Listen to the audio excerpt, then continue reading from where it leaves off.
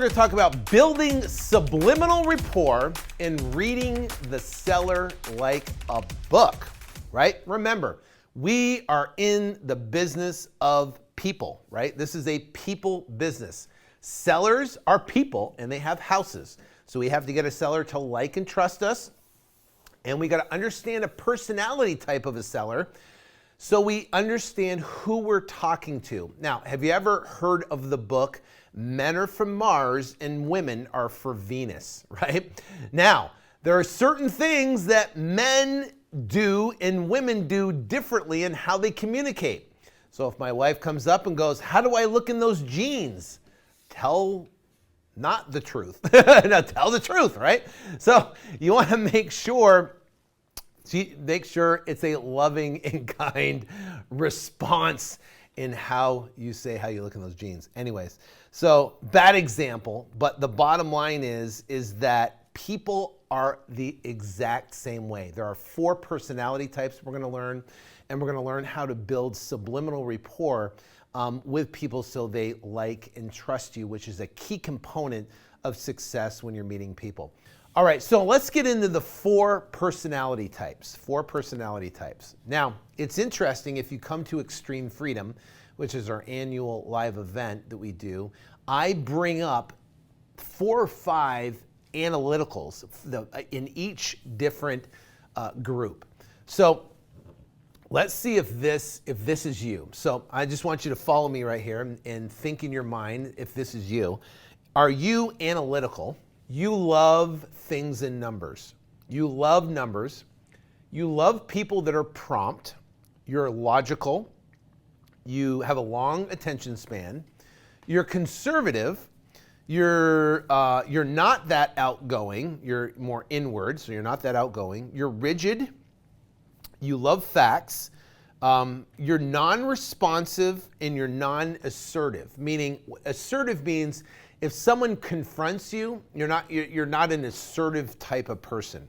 So if someone gives you a low offer on a house, for an example, you're going to say, "Okay, let me think about it." You're very calculated and you love things in writing. So just right now, I want you to think, "Hey, that is me. Check.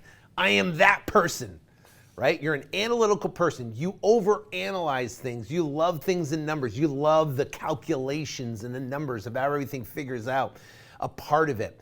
Now, with that type of personality type, analytical, right? If you are an analytical person, remember, we've got to be a chameleon. So we want to learn all 4 personality types, and we want to be able to match and model the personality type that we're talking to. It's very difficult for an analytical person, right? You got to change your thinking and be able to match and model the other personality types when we talk about it. And each personality type has to do the same thing. So now let's talk about when you're talking to an analytical person, right? So how can you find out if a person's actually analytical? What I do is I ask him this. I said, "Let me ask you a question, Mr. Seller. When was the last time the air conditioning was serviced?" Right? And here's what they'll do. An analytical person will go, "Oh my, you know what? Hold on, I got a file for that." He'll go to the back, he'll pull out a file folder, have all his service sheets in hand with all those receipts of everything done. And they'll have all that information. Analyticals are typically engineers, right? They're maybe accountants. They work with numbers. They work with more detailed type of stuff. So I said, "Let me ask you a question, Mr. What do you do for a living?" "Well, I'm an engineer." Now I'll go, "Oh, great. Let me ask you a question. When was the last time the AC was serviced?" Bam. Within 2 seconds, I know that they are analytical, right?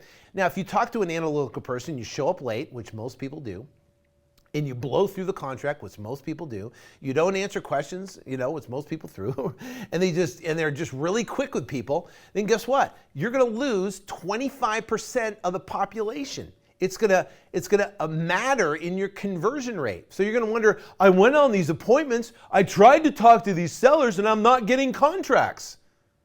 Well, because you're showing up late, you're blowing them through, and you're blowing it. And this is just on one personality type. We haven't even talked about the other 3 yet, right? It's critical to know this information about the personality of each. There's basically 4 personalities that make up each 25% of the population each.